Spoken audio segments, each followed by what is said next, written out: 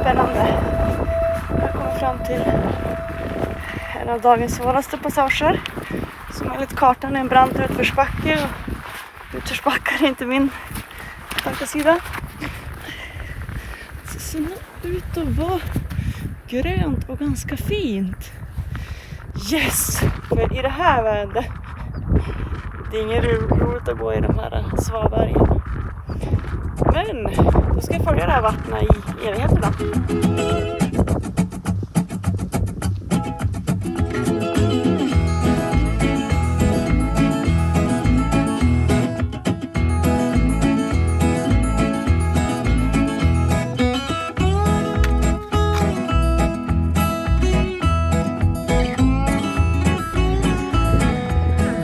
Här kommer till en kvilbu. Här tror jag att det blir lunch faktiskt. Nu har ju regnat jätte, men det ska bli skönt kanske att sätta sig vid nästan.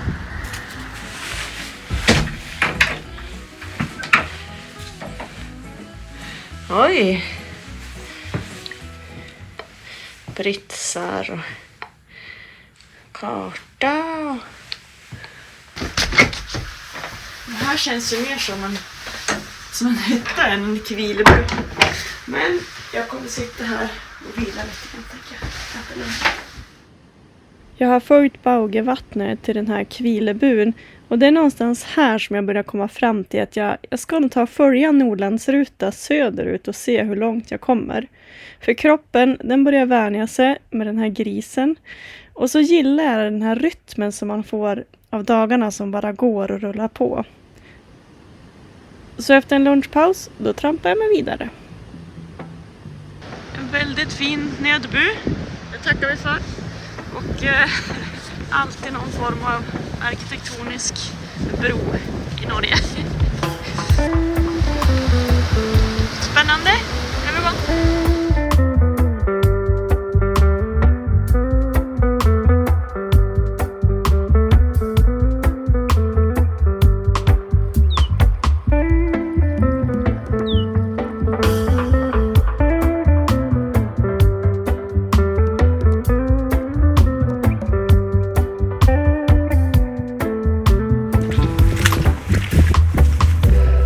Vilket panorama. Coolt. Väldigt fint. Mycket vatten och framförallt mycket snö kvar. Spännande.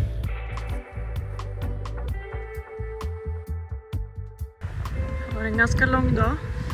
Men ändå tänker jag att jag går förbi den här fina hyttan.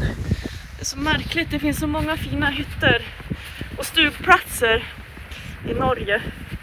Men de flesta som jag gått förbi, det är knappt någon som är där. Det är fascinerande. Och allt det här finns tillgängligt liksom. Ved och gas och porslin. Allt man behöver. Men folk gör väl som mig. Vi är natt till i tält.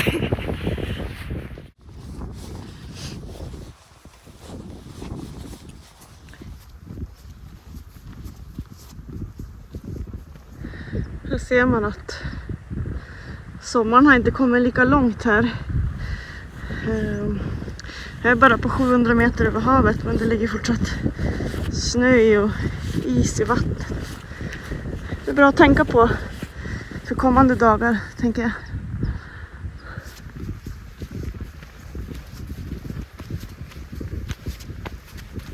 Oj, titta! En överraskningsbro tror jag. Här står de på kartan.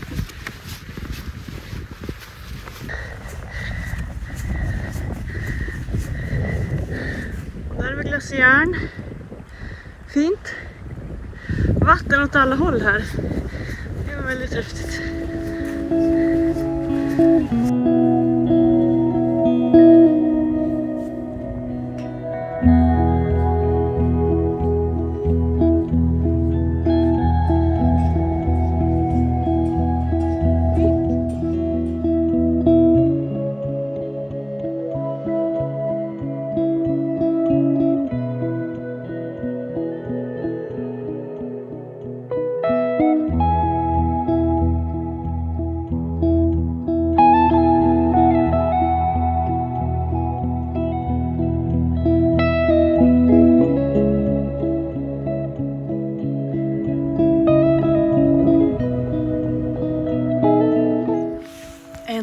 en dag till historien. Idag blir det inget prova på mat, utan idag är en av, kanske i alla fall hittills, mina favoriter. Alltså vanligt rotmos och så tar jag med mig torrkött. Lite salt och olja. Allt man behöver. Och det bästa, det är ju om man tar ett fett torrkött. Alltså de här feta delarna.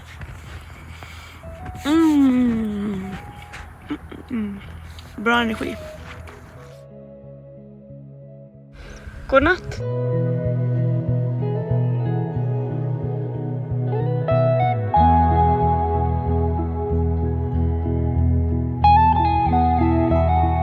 Försöker torka lite socker.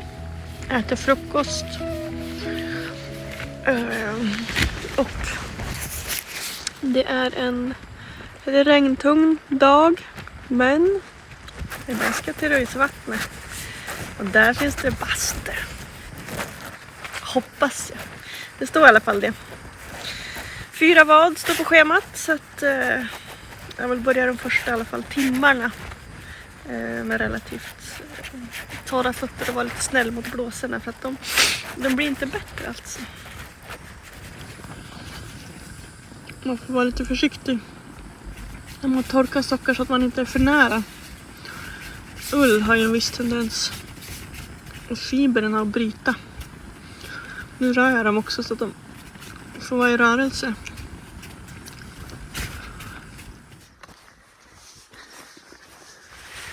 Ryggsäck på. Full regnmundering. Det lär bli en ganska tuff dag idag också. Men Röjsvatten är i målet. Och kanske den sista hyttekosen på länge. För på svensk sida så tänker jag sova i tält, så blir jag lite snår.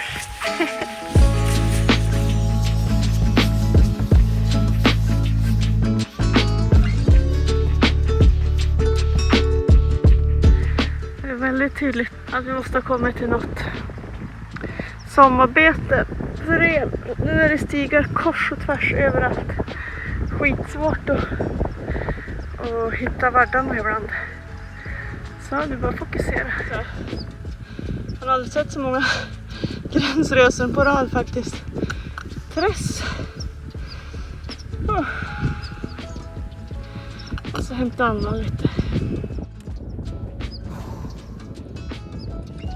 Det dröjer inte länge förrän den första nyfikna renen dyker upp. Och onekligen så är det mycket ren i området. Hej hej! Det är Maria. Jag är inte farlig. Men jag har heller ingen mat. Nej. Undrar om det är ett gärde. Eller om det är en hage. Alltså om det bara är ett renstängsel för att visa gränsen. Eller om det är en hage. De var så samlade så det känns ju som det är en hage kanske.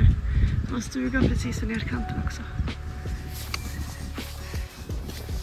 Längs Nordlandsruta går man genom många samebyar eller reinbetesdistrikt som det heter på norsk. Den kallas Norges längsta vandringsled och går genom hela Nordland. Från Katterat där jag startade, som är i höjd med riksgränsen, och helt ner till Susundalen som ligger på gränsen till Trundelag. Jag går alltså söderut och är på väg hem kan man säga. Det är dags för dagens första av 4 vad. Jag tror att jag bara gör så att jag går helt utloppet. Och så ser jag hur det ser ut där helt enkelt.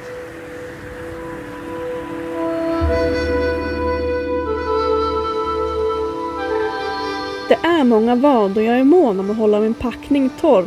Så tyvärr packar jag undan mobiltelefonen för att inte hålla på och fippla när det är högt vatten.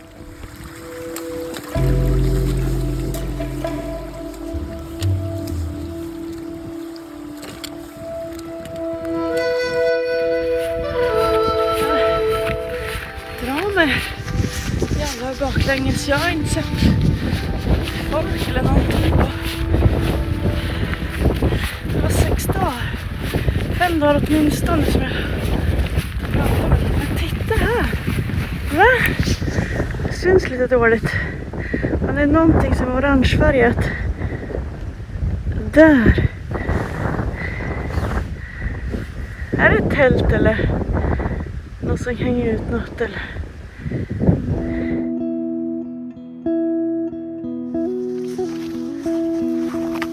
Ja, min vandring är oväntat folktom. Den första veckan träffade jag 4-5 personer. Och det tycker jag är ganska konstigt för det är väldigt fina fjäll som jag går igenom.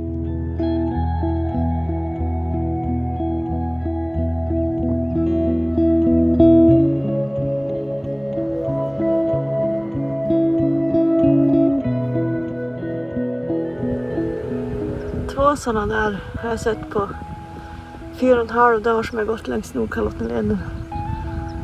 Det är inte överdrivet just.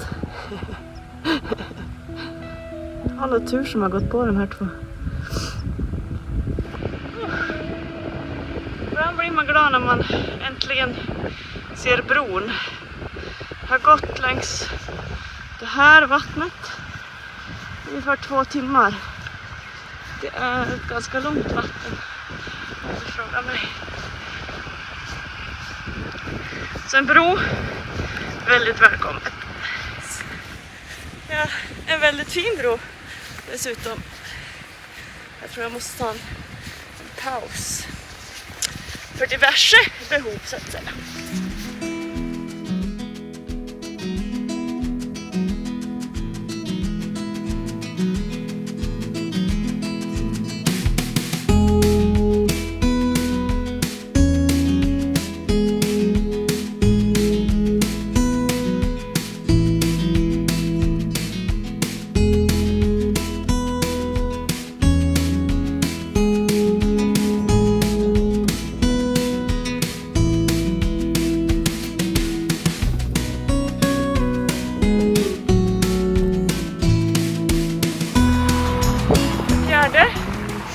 Dagens vad är avklarat. Det är skönt. Det var nästan också det lättaste i allt i sjön. Jag hade på eftermiddagen.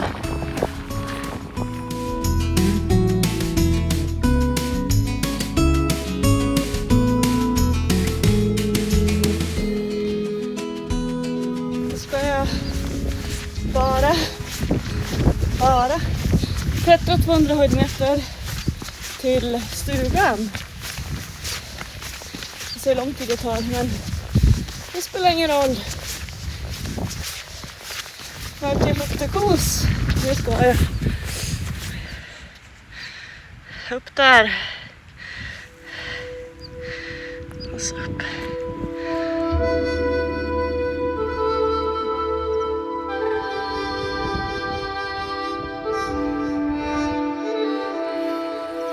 Kanske är trist att jag inte filmar på de jävliga ställena, men det kom så jävla mycket regn och så var jag tvungen att fokusera på vart jag satt fötterna.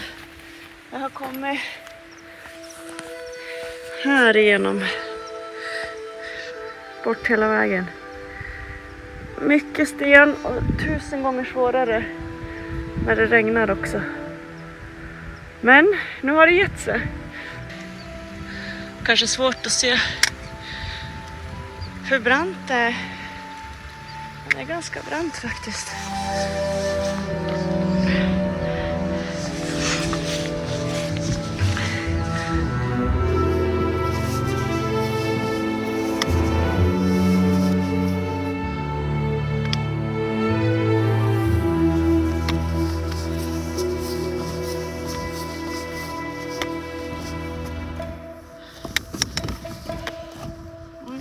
Det satt inget bra.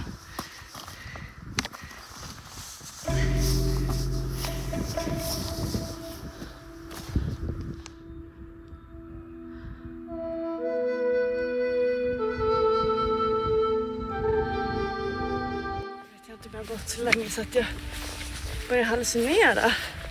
Jag tyckte att jag kände lukten av ved och eldning.